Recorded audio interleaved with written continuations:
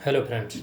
तो last video में हम लोगों ने देखा था कि जीडीपी किसे बोलते हैं और जीएनपी किसे बोलते हैं, मतलब सकल घरेलू उत्पाद और सकल राष्ट्रीय उत्पाद किसे बोलते हैं, ये देख लिया था। इसके बाद निबल निबल की बात कर ली थी। निबल क्या होता है? सकल माइनस मूल्यह्रास। तो किसी भी चीज़ में आपको सकल से निबल ज्ञात करना है, उसमें से मूल्यह्रास घटा दोगे तो निबल आ जाएगा। ठीक है, तो यहीं पे ये निबल राष्ट्रीय उत्पाद एनएनपी जिसको बोलते हैं, net national product. Net national product सकल राष्ट्रीय उत्पाद और निबल राष्ट्रीय उत्पाद। अब एनएनपी किसको बोलते हैं? जीडीपी में से आप क्या करोगे? जीडीपी सकल में से क्या मूल्यह्रास घटा दोगे तो एनडीपी आ जाएगा। और यहाँ पे डोमेस्टिक में क्या करोगे? एनएफआई है जोड़ दोगे तो आपका क्या आ जाएगा? नेशनल आ जाएगा। तो यही किया है, जीडीपी माइनस के मूल्यह्रास प्लस के एनएफआई है। ये चीज़ें आप लोग जान गए थे। अगला हम लोग टॉपिक करेंगे इसी के आगे का है, इसी के साथ वाला। दो चीज़ें और पूछती है। जीडीपी पूछ लेगा फैक्टर कॉस्ट पे क्या होती है, या जीडीपी मार्केट प्राइस एमपी, है ना, इसको बोलते हैं मार्केट प्राइस, चालू कीमत पे या बाजार कीमत जिसको बोलते हैं बाजार मूल्य।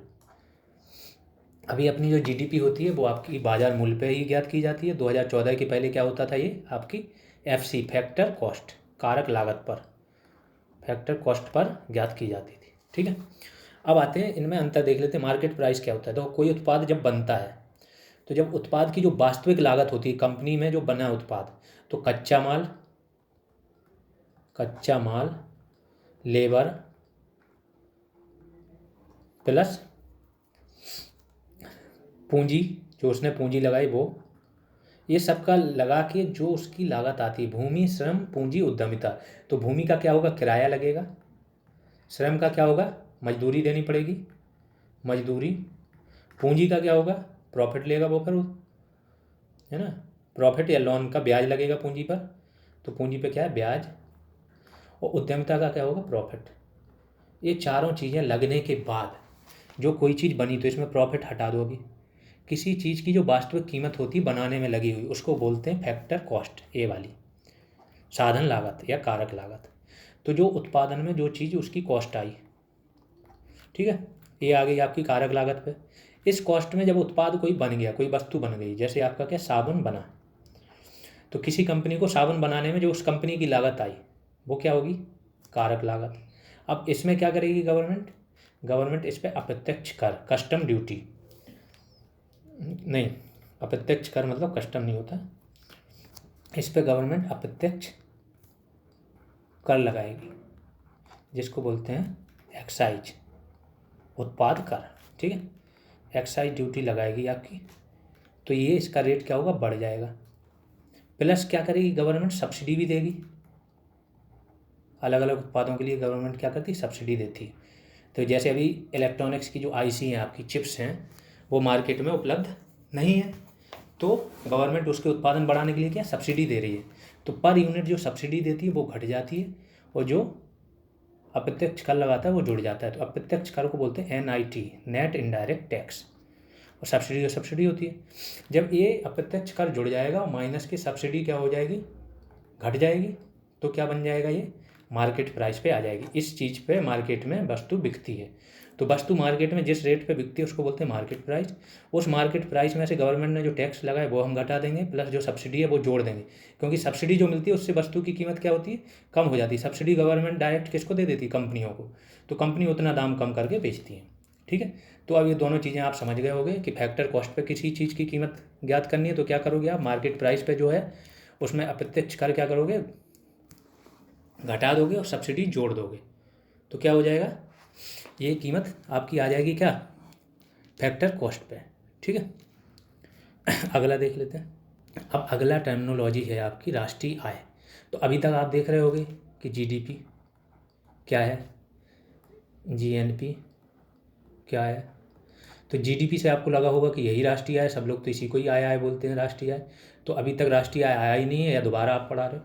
तो नहीं, जीडीपी आपकी राष्ट्रीय आय नहीं होती, ये होता है सकल घरेलू उत्पाद। जीएनपी होता है सकल राष्ट्रीय उत्पाद। जो आपकी राष्ट्रीय आय होती है उसको बोलते हैं NNP, FC.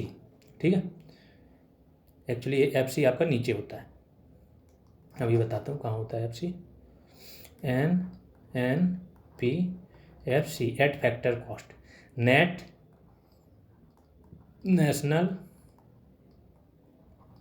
Product at factor cost. क्या मतलब हुआ?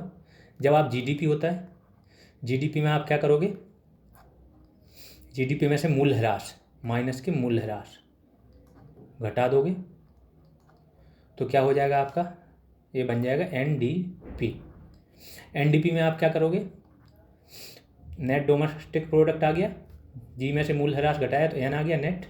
अब इसमें आप क्या करोगे, एनएफआईए जोड़ दोगे, net factor income from abroad. में बता चुका था क्या होती है कि जो देश के निवासियों द्वारा विदेशों में कमाई गई आय है उसको जोड़ेंगे और उसमें से जो विदेशियों द्वारा बाहर से कमाई गई उसको घटा देंगे तो एनएफआईए आ जाता है। एनएफआईए इसमें जोड़ दोगे तो ये राष्ट्रीय आय बन जाएगी, तो ये बन जाएगा net national product NNP eight market price. अब ये मार्केट प्राइस पे है, ठीक है। अब इसमें से आप क्या करोगे, मार्केट प्राइस पे इसमें से इनडायरेक्ट टैक्स क्या करोगे, घटा दोगे, एनआईटी घटाओगे माइनस के एनआईटी प्लस का सब्सिडी आप क्या करोगे, जोड़ दोगे तो ये आ जाएगी एफसी कारक लागत पर, फैक्टर कॉस्ट कारक लागत पर।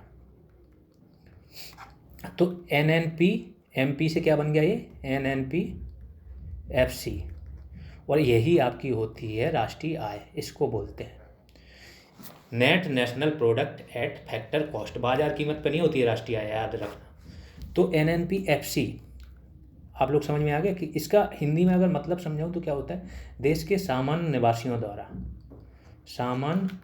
निवासियों द्वारा कारक लागत पर उत्पादित सभी अंतिम वस्तुओं के मूल्य को क्या बोलते हैं, राष्ट्रीय आय बोलते हैं। वो चाहे देश में उत्पादन किया हो और चाहे विदेशों में, इसमें वस्तु सेवाएं दोनों आएंगी।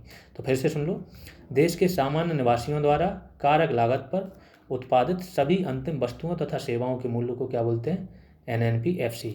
अब जिसको भी ये लगाना, वैसे तो मैंने सारे निकालने आप लोग को बता ही दिए हैं, जिसको भी ये निकालना नहीं आ रहा है वो कमेंट में करे और उसको बेहतर तरीके से बताएंगे फिर, और उसमें थोड़ा सा स्लो करके बताएंगे, है ना। अभी मैं इतना तो मान के चल रहा हूँ कि आपको थोड़ा बहुत आइडिया है, ठीक है। अब राष्ट्रीय आय में बता चुका, अब इधर आ जाते हैं। तो राष्ट्रीय आय क्या बोलते हैं, देश के निवासियों द्वारा साधन कारक पर अर्जित कुल आय, ठीक है, देश के निवासियों द्वारा साधन कारक पर अर्जित कुल आय, एनएनपीएफसी। इसमें क्या करते हैं, एनएनपी मार्केट प्राइस, जो बाजार कीमत पे जो एनएनपी आपकी होती है उसमें से इनडायरेक्ट टैक्स, क्योंकि मार्केट प्राइस में क्या होता है, गवर्नमेंट द्वारा जोड़े गए इनडायरेक्ट टैक्स जुड़े होते हैं और सब्सिडी उसमें से घटी हुई होती है। लेकिन आप अपने आप को फिर से प्राप्त करना है तो एमपी मार्केट प्राइस में से क्या करेंगे, इनडायरेक्ट टैक्स घटा देंगे और सब्सिडी जोड़ देंगे तो फैक्टर कॉस्ट पे आ जाएगी, जो मतलब उसकी लागत लगी है, केवल वास्तविक लागत वाली आ जाएगी। अब मैंने पहले ही बताया कि जीडीपी में क्या क्या शामिल नहीं है, हस्तांतरण भुगतान में बता चुका। पुरानी वस्तुओं की बिक्री जब होती है उसको भी जीडीपी में शामिल नहीं करते हैं क्योंकि वो एक बार शामिल हो चुकी।